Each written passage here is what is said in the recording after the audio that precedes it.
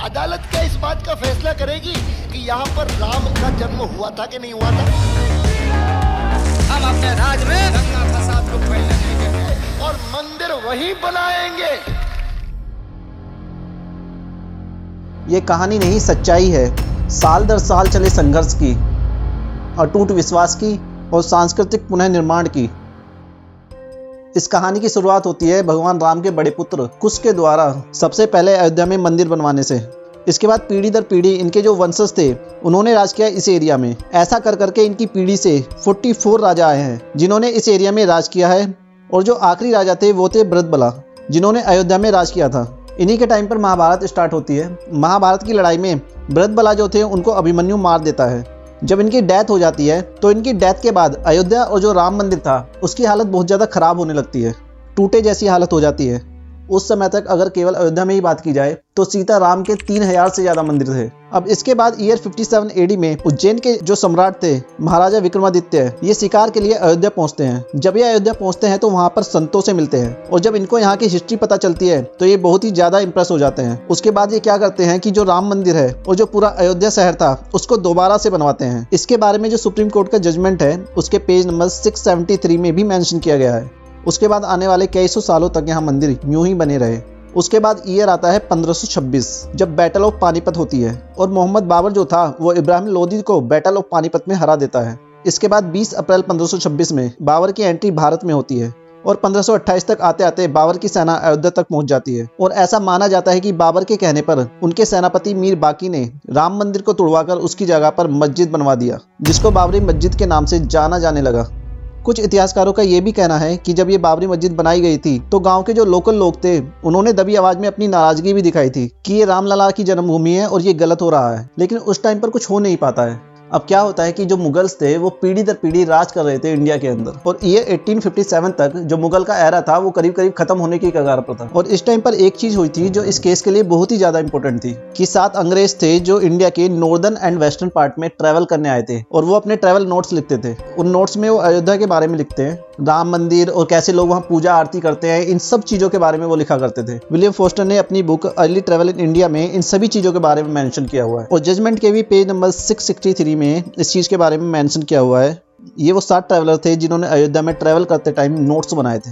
अब बाबरी मस्जिद को बने हुए तकरीबन 190 साल हो गए थे और ईयर 1717 में राजा जयसिंह जो थे, जिनके मुगल संबंध भी अच्छे थे, वो अयोध्या और अयोध्या की अहमियत को बहुत अच्छे से समझते थे।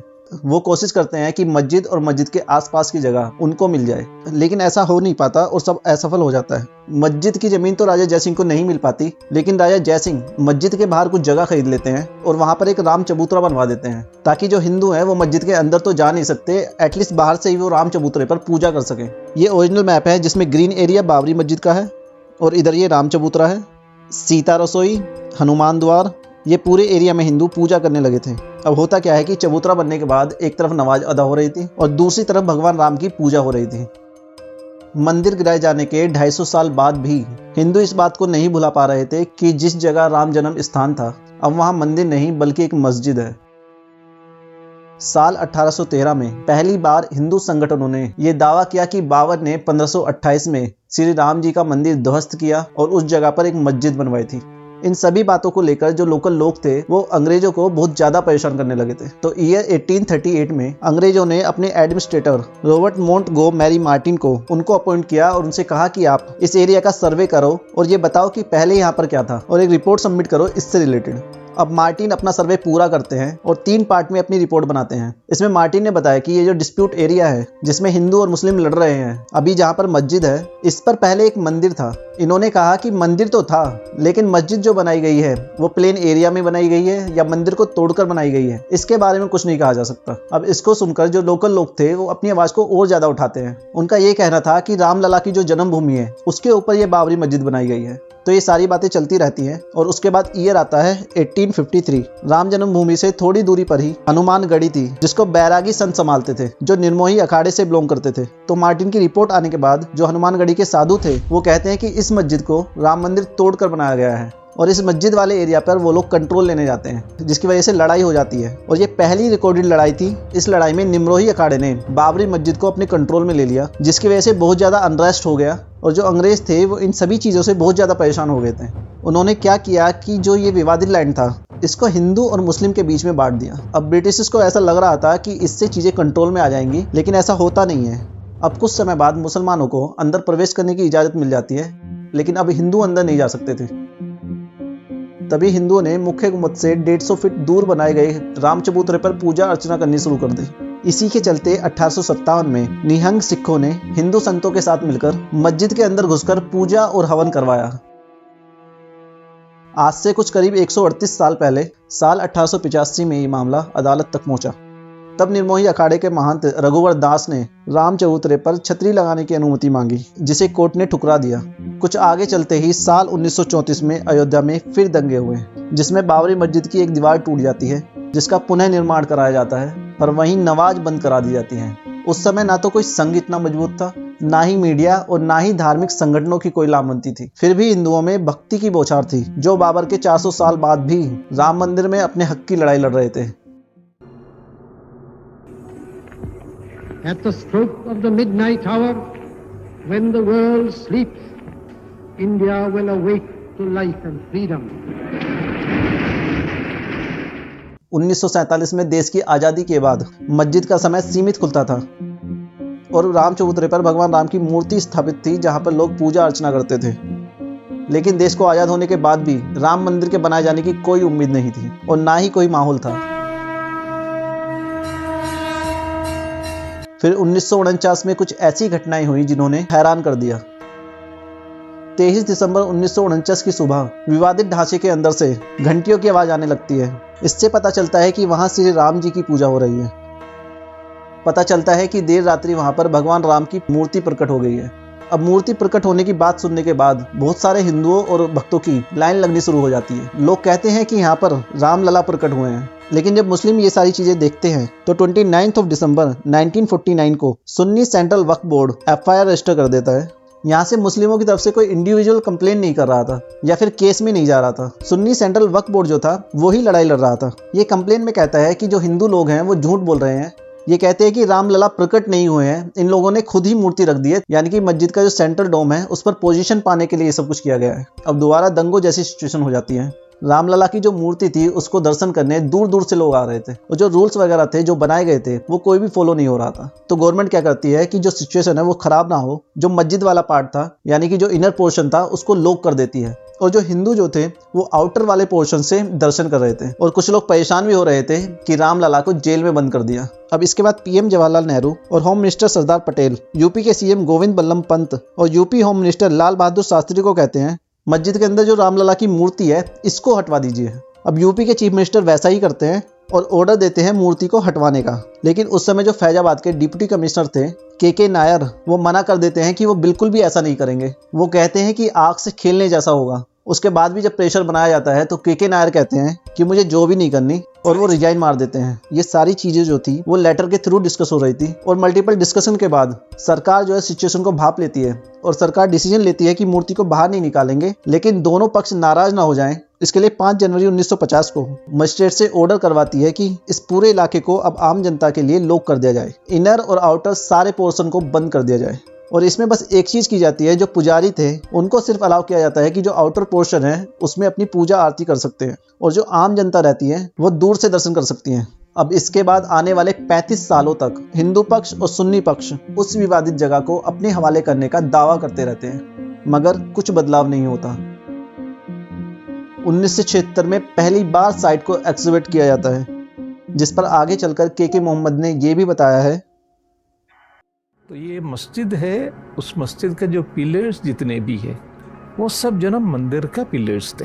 तो 11th and 12th सेंचुरी का जो मंदिर का जो पिलर्स थे उसी को मस्जिद में रीयूज किया। अब ये सारी चीजें देखकर 16 जनवरी 1950 को गोपाल सिंह विसरद फैजाबाद कोर्ट में केस फाइल करते हैं कि मैं पूजा करना चाहता हूं और मुझे पूजा नहीं करने दी जा रही, वो भी उस पोर्शन में जो ऑलरेडी हम लोगों का है। इसके साथ साथ 1959 में जो निर्मोही अखाड़ा था वो भी एक अलग से केस फाइल कर देता है। तो ये सारी चीज़ें देखकर कोर्ट इन सब चीज़ों को सीरियसली ले लेता है और कोर्ट ये ऑर्डर देता है कि ये पूरा जो विवादित एरिया है इसका एक ऑफिशियल मैप बनाया जाए। ये ऑर्डर 1 अप्रैल 1950 को दिया जाता है और 15 जून 1950 को जो लोकल कमिश्नर था वो इस पूरे एरिया के 2 साइट प्लान सबमिट करता है। एक तो ये मैप और दूसरा बिल्डिंग के साथ विद लोकेलिटी ये वाला मैप। अब जब ये डिसाइड हो जाता है कि इसका सारा का सारा फैसला कोर्ट से होगा तो बैक टू बैक केस डाले जाते हैं। हिंदू पक्ष कहता है कि हमें अंदर जाकर रामलला की पूजा करने दी जाए और मुस्लिम पक्ष जो है वो कहता है कि जो मूर्ति है इसको मस्जिद से बाहर निकाला जाए। कोर्ट के अंदर जो ये मस्जिद वाला एरिया था इसको विवादित ढांचा बोला गया और जो बाकी पूरा का पूरा लैंड था उसको विवादित एरिया बोला गया। अब साल 1980 में बीजेपी के सामने आने के बाद राम मंदिर को लेकर चीजें बहुत हद तक बदलने लगती हैं। जब मुझमें सुप्रीम कोर्ट ने हमें अधिकार दिया है कि हम कार सेवा करें, और जिसने मन में संकल्प किया हुआ है कि 30 अक्टूबर को वहां पर पहुंच करके कार सेवा करेंगे और मंदिर वहीं बनाएंगे। संघ, हिंदू विश्व परिषद और बीजेपी सब अपनी ओर से प्रयास करते हैं कि राम मंदिर के आंदोलन में तेजी आए। 1984 में विधान भवन के एक समारोह में यह तय होता है कि मंदिर के लिए सीतामढ़ी से अयोध्या के लिए एक रथ यात्रा निकाली जाए। मगर उसी वक्त इंदिरा गांधी जी के देहांत के बाद ये कार्यक्रम टाल दिया जाता है और साल 1986 में कुछ ऐसा होता है जिससे देश में राम मंदिर के आंदोलन की दिशा ही बदल जाती है। शाहबानो केस के जजमेंट के बाद देश के जो मुसलमान हैं वो भड़क जाते हैं और उस समय के प्रधानमंत्री राजीव गांधी मुसलमानों को खुश करने के लिए संसद में एक कानून लाकर सुप्रीम कोर्ट के फैसले को पलट देते हैं। अब राजीव गांधी के इस निर्णय के बाद जो हिंदू समुदाय था वो नाराज हो जाता है। अब हिंदुओं को खुश करने के लिए राजीव गांधी बाबरी मस्जिद का ताला खुलवाकर वहां पूजा अर्चना शुरू करवाते हैं। अब इस फैसले से मुसलमान पक्ष फिर से नाराज हो जाता है और 6 फरवरी 1986 को मुस्लिम लीडर बाबरी मस्जिद एक्शन कमेटी बनवाते हैं। 1989 में राजीव गांधी ने विश्व हिंदू परिषद को विवादित ढांचे के पास शिलान्यास करने की अनुमति दी। 1990 की शुरुआत में द्वारका पीठ के शंकराचार्य सरस्वती को उनके समर्थकों के साथ उत्तर प्रदेश में मुलायम सिंह सरकार के द्वारा अरेस्ट कर लिया जाता है। 25 सितंबर 1990 में लाल कृष्ण आडवाणी अयोध्या के लिए 10,000 किलोमीटर की रथ यात्रा शुरू करते हैं, जिसके दौरान ही उनको गिरफ्तार कर लिया जाता है। और जिस दिन अयोध्या में यात्रा का समापन होना था उसी दिन बहुत बड़ी संख्या में कार सेवक अयोध्या पहुंचकर विवादित ढांचे पर झंडा फहरा देते हैं। भीड़ को काबू करने की कोशिश में मुलायम सिंह सरकार सेवकों पर गोलियां चलवा देती है और उस दिन कई कार सेवक शहीद हो जाते हैं। तारीख 6 दिसंबर 1992 जिसे शौर्य दिवस के नाम से भी जाना जाता है, लगभग 2 लाख कार सेवक अयोध्या पहुंचते हैं। उस समय कल्याण सिंह उत्तर प्रदेश के मुख्यमंत्री और पीवी नरसिम्हा राव देश के प्रधानमंत्री थे। कल्याण सिंह ने यह वादा किया था कि कार सेवकों द्वारा मस्जिद के ढांचे को कोई नुकसान नहीं पहुंचाया जाएगा। उन्होंने पुलिस को भी आदेश दिया था कि भीड़ पर गोलियां ना चलाएं, पर हुआ वही जो निश्चित था। 6 दिसंबर 1992 की दोपहर 1:55 पर पहला गुम्बद गिराया जाता है और दोपहर 3:30 बजे करीब दूसरा गुम्बद गिराया जाता है और शाम 5 बजे तक तीनों गुम्बद गिरा दिए गए और उसी दिन उत्तर प्रदेश में राष्ट्रपति शासन लगा दिया जाता है। कल्याण सिंह ने अपने पद से इस्तीफा दे दिया और इस्तीफे के बाद चले दंगों में करीब 1000 लोगों ने अपनी जान गंवाई। मुंबई में हुए सांप्रदायिक दंगों में भी 900 लोगों ने अपनी जान गंवाई और ना जाने कितने लोगों ने देश के अलग अलग इलाकों में राम मंदिर की लड़ाई में अपनी जान दे दी। इतना सब होने के बाद देश की अदालत ने 6-7 साल तक शांति बनाए रखी। जब 90 के दशक में भाजपा दोबारा केंद्र में आई तब सभी हिंदू संगठन राम मंदिर को लेकर फिर से सक्रिय हो गए। देश के अलग अलग कोनों में चल रहे राम मंदिर से रिलेटेड मामलों को एक जगह लाया गया और वो था इलाहाबाद हाई कोर्ट। 1993 में सरकार ने 67.7 एकड़ जमीन का अधिग्रहण करने का आदेश दिया। साल 2002 में हाईकोर्ट बाबरी मस्जिद के ऊपर फिर से सुनवाई शुरू करता है। 2003 में आर्कियोलॉजिकल सर्वे ऑफ इंडिया को इस मामले की जांच करने के लिए कहा जाता है। एएसआई ने अपनी रिपोर्ट में साफ कर दिया कि जिस जगह पर विवादित ढांचा है उसके नीचे मिले 10वीं शताब्दी के अवशेषों से यह साबित होता है कि वहां पहले एक मंदिर था। 2011 में यह मामला देश के सर्वोच्च न्यायालय सुप्रीम कोर्ट में चला जाता है, परंतु वहां भी 7 सालों तक कोई सुनवाई नहीं होती।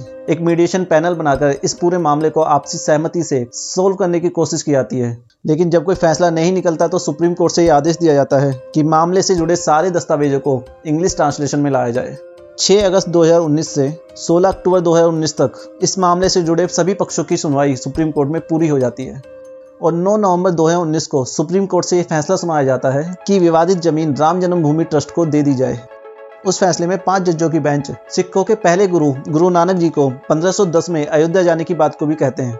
और उसके साथ कंपनसेशन के तौर पर सुन्नी वक्फ बोर्ड को 5 एकड़ जमीन अयोध्या के अंदर देने का ऐलान करती है। और 5 फरवरी 2020 को ट्रस्ट का गठन होने के बाद राम मंदिर के निर्माण का कार्य शुरू हो जाता है। ये कहानी थी 500 साल चले संघर्ष की, धार्मिक अस्तित्व की और अटूट विश्वास की। और 22 जनवरी 2024 का दिन प्रतीक है उन बलिदानों का जो सदियों से एक ही सपने देखते थे, जो था भव्य राम मंदिर, श्री राम जी की जन्मभूमि अयोध्या में।